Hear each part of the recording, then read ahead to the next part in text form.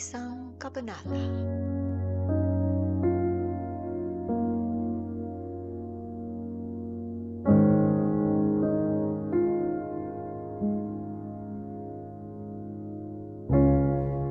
Ang isipan ng hari ay parang ilog na pinapadaloy ng Panginoon saan man niya naisin.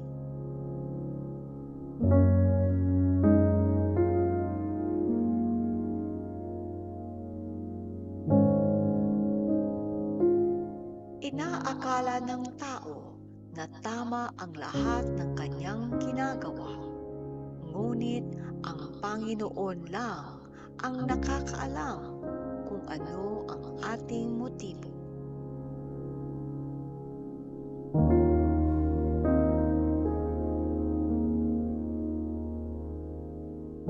Ang paggawa ng matuwid at makatarungan ay kalugod-lugod sa Panginoon kaysa sa paghahandog.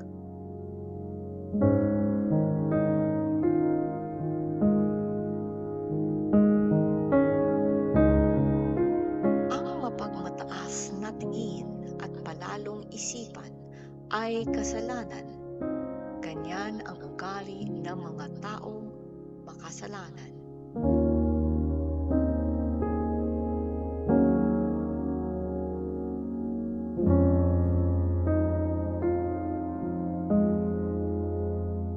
Ang gawaing plinanong mabuti at pinagsikapan ay patungo sa kaunlaran, ngunit ang gawaing padalos-dalos ay maghahatid ng karalitaan.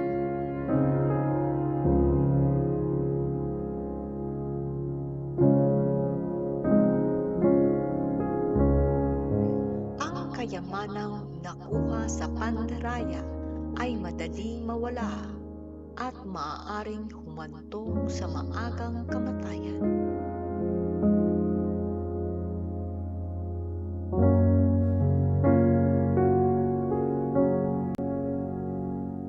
Ang karahasan ng masasama ang magpapahamak sa kanila sapagkat ayaw nilang gawin ang tama.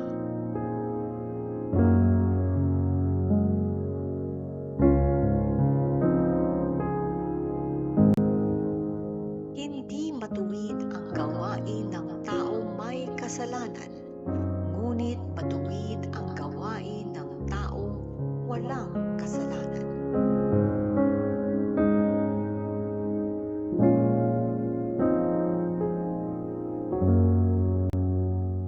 Mas mabuti pang tumirang mag-isa sa bubungan ng bahay kaysa sa loob ng bahay na ang kasama ay asawang palaaway.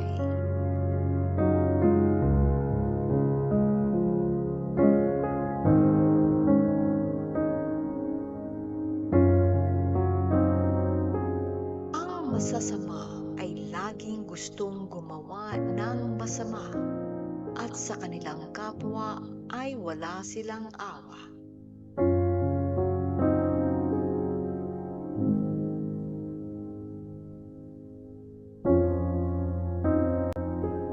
Kapag ang manunuya ay pinarusahan mo, ang mga mangmang ay matututo.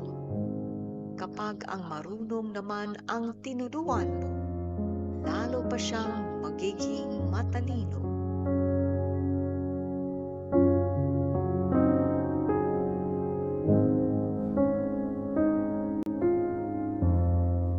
Alam ng matuwid na Diyos kung ano ang ginagawa ng sambahayan ng masasama at parurusahan niya sila.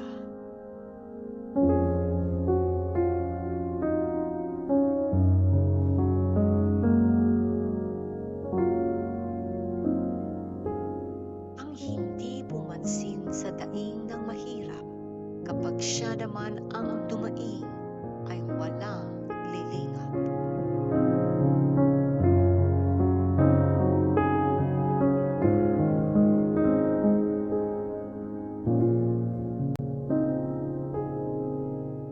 Kapag ang kapwa mo ay may galit sa iyo, lihim na regalo.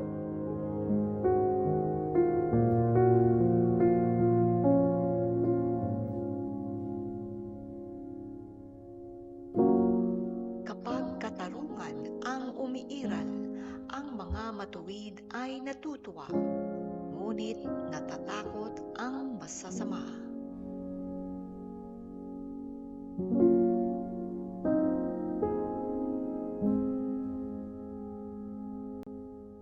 Ang taong lumilihis sa karunungan ay hahantong sa kamatayan.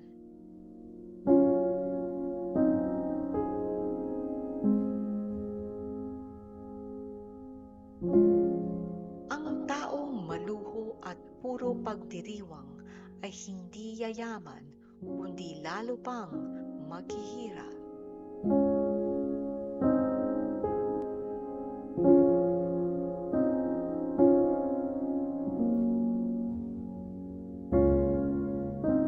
Pinarurusahan ang masasama at makasalanan upang iligtas ang taong matuwid.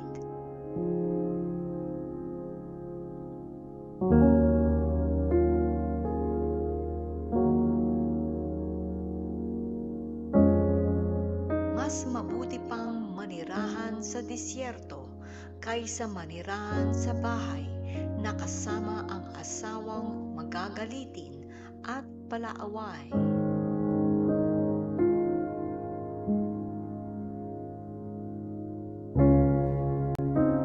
Ang taong marunong ay pinaghahandaan ang kanyang kinabukasan, ngunit ang mangmang winawaldas ang lahat hanggang sa maubusan.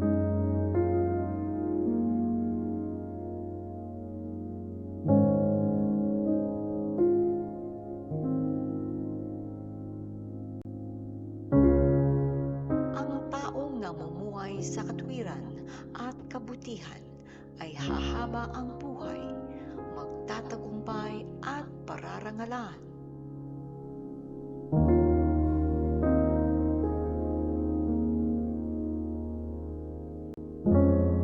Papasuko ng matalinong pinuno ang bayan na maraming sundalo at kaya niyang gibain ang mga pader na kanilang inaasahang tanggulan.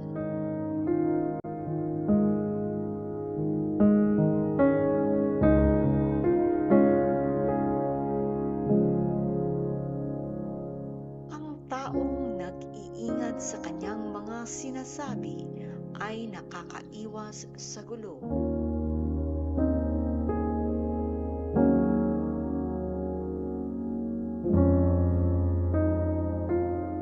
Ang taong palalo at mayabang ay makikilala mo dahil nangungutya siya at sukdulan ang kayabangan.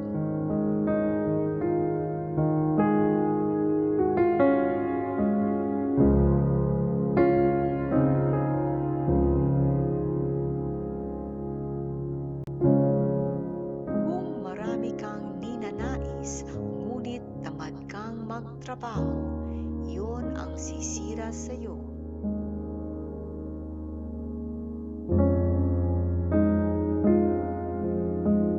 Ang taong tamad ay laging naghahangad na makatanggap, ngunit ang taong matuwid ay nagbibigay ng walang alinlangan.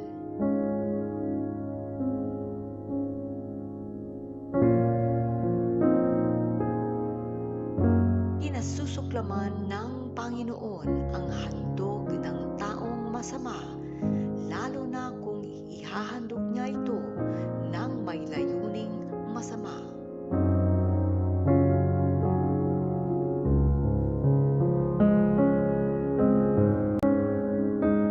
Patitikilin sa pagsasalita ang saksing sinungaling, ngunit ang saksing nagsasabi ng katotohanan ay pakikinggan.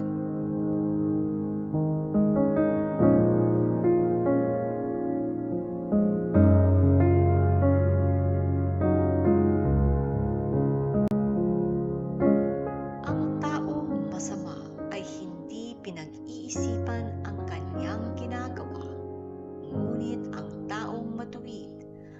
pinag-iisipan muna ng mabuti ang kanyang ginagawa.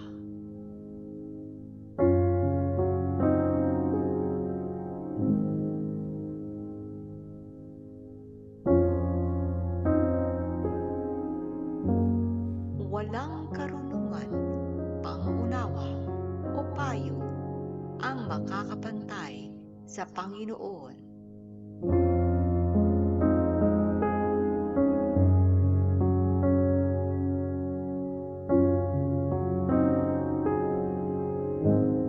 Kahit nakahanda na ang mga kabayo para sa labanan, ang Panginoon pa rin ang nagbibigay ng katagumpayan.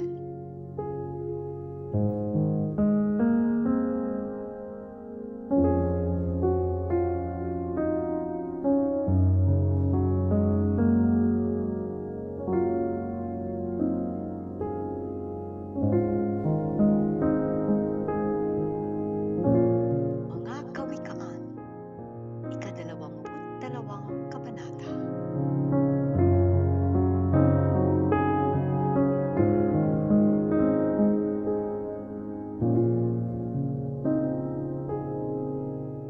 Mas mabuting piliin ang malinis na pangalan kaysa sa maraming kayamanan. Ang paggalang ng tao sa iyo ay mas mahalaga pa kaysa pilak at ginto.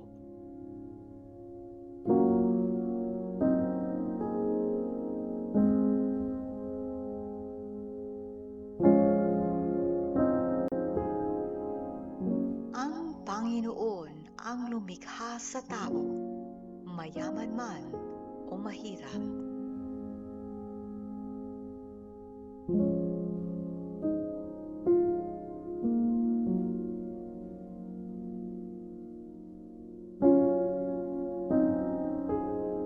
Ang tao may pangunawa ay umiiwas kung may panganib, ngunit ang hangal ay sumusuong sa panganib, kaya napapahamak.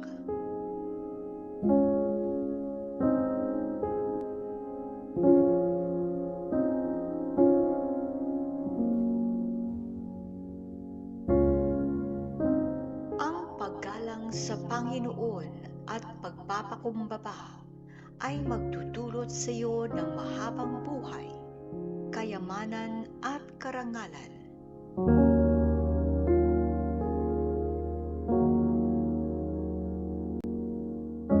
Lumalakad ang taong masama sa daang matinik at may mga patibong. Ang nag-iingat sa sarili ay umiiwas sa daang iyon.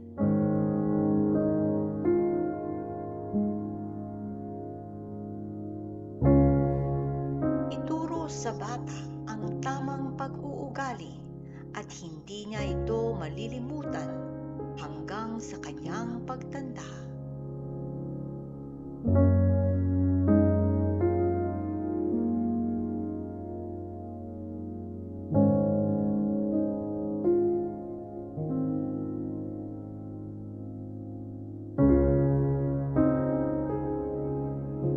Ang mahihirap ay nasa ilalim ng kapangyarihan ng mayayaman, at ang nangungutang ay alipin ng nagpapautang.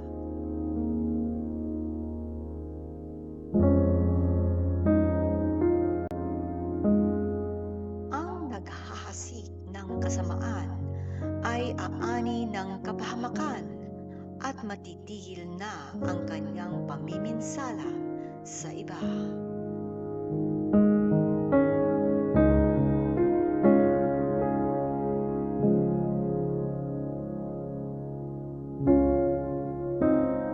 Ang nagbibigay ng pagkain sa dukha ay tiyak na pagpapalain.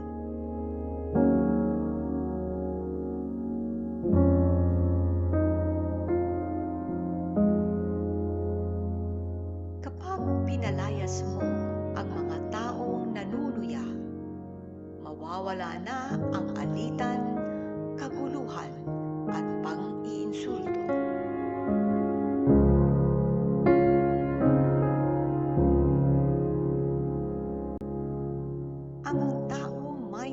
malinis na puso at mahinahon magsalita ay magiging kaibigan ng hari.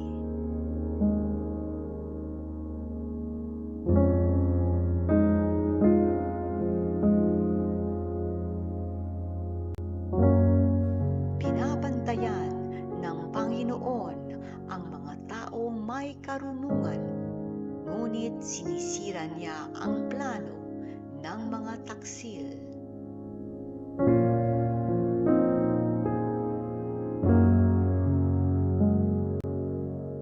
Ang taong tamad ay laging may dahilan. Sinasabi niyang baka siya ay labain ng leon sa daan.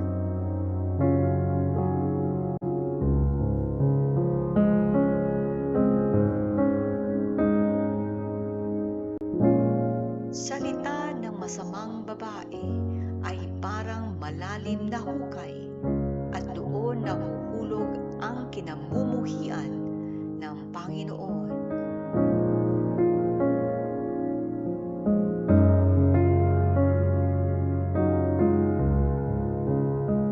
Likas sa mga bata ang pagiging pilyo, ngunit magiging matuwid sila kung didisiplinahin.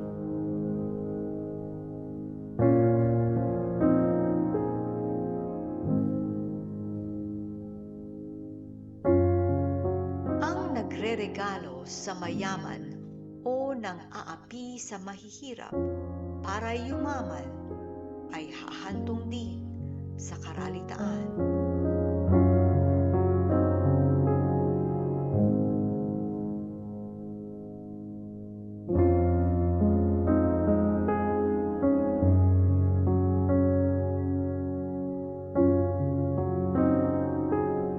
Ang 30 mahalagang kawikaan.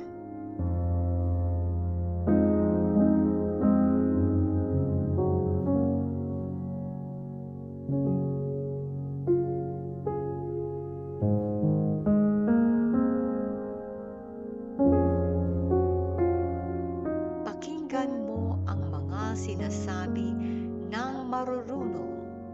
Pakinggan mong mabuti habang itinuturo ko ito sa iyo, dahil magbibigay ito sa iyo ng kaligayahan kung malalaman mo ito at masasapulong. Itinuturo ko ito sa iyo ngayon upang magtiwala ka sa Panginoon.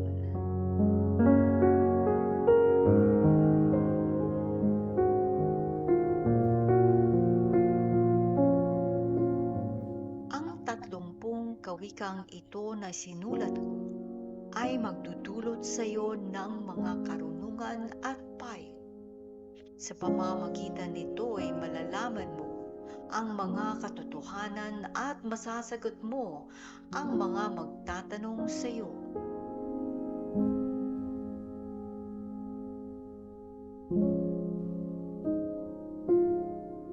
Una, huwag mong abusuhin ang mga mahihirap o abhin man sila sa mga hukuman, sapagkat ipagtatanggol sila ng Panginoon. Anuman ang gawin niyong masama sa kanila, ay gagawin din niya sa inyo.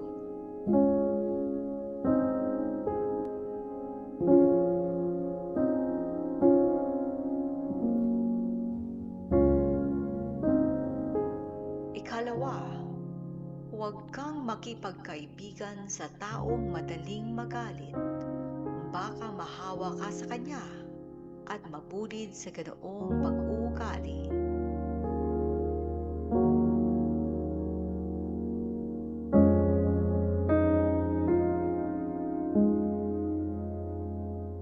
Ikatlo, huwag kang mangangako na magbabayad sa utang ng iba, dahil kapag hindi ka nakabayad, kukunin nila pati ang higaan mo.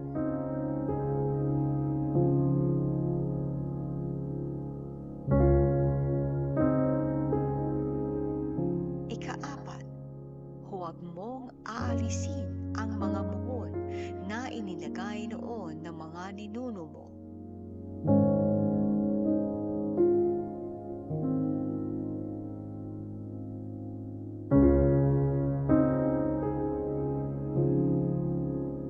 Ikalima, ang taong mahusay magtrabaho ay maglilingkod sa mga hari at hindi sa